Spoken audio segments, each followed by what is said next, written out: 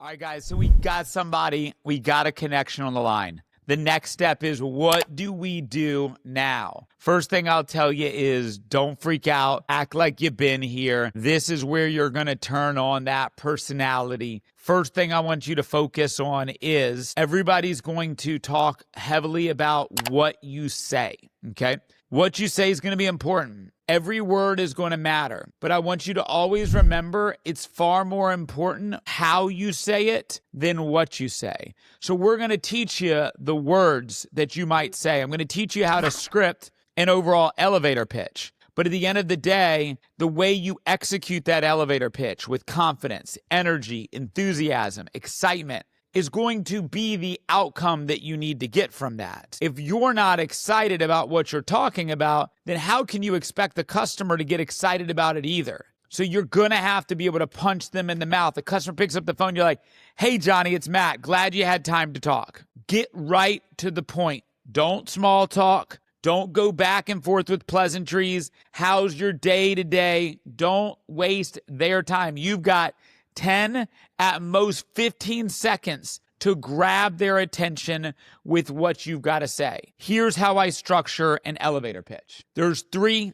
steps. There's your opener, which is your greeting, your name and your title, your name and your company. There's your selling point, and then there's your question.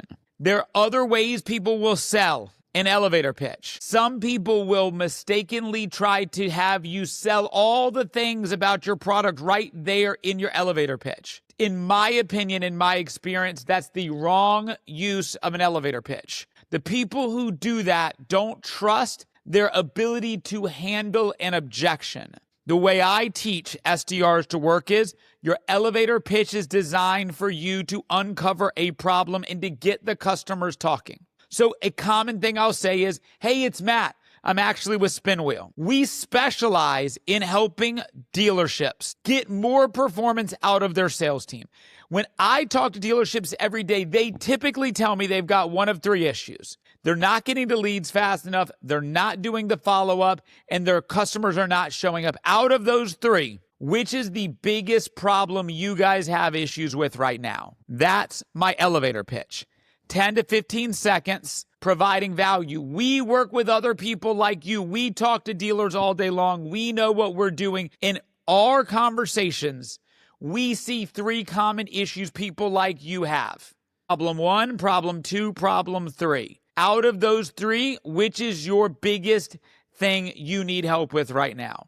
At the end of the day, if one of those 3 things aren't a problem for them, or you can't get them to admit that they are a problem, the chances of you selling them aren't high. But our objective is not to use the elevator pitch to sell them. Our objective is for us to use the elevator pitch to be able to get them into a conversation. We'll talk more about the structure of the conversation after the elevator pitch, when they've answered that question, when they've asked us a question in response to our elevator pitch.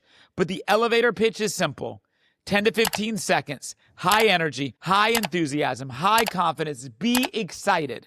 10 to 15 seconds, introduction, selling point, Jones effect. We help other people just like you. Here's what we find. 3 issues, A, B, C. Which one's your biggest issue? Listen. Good luck.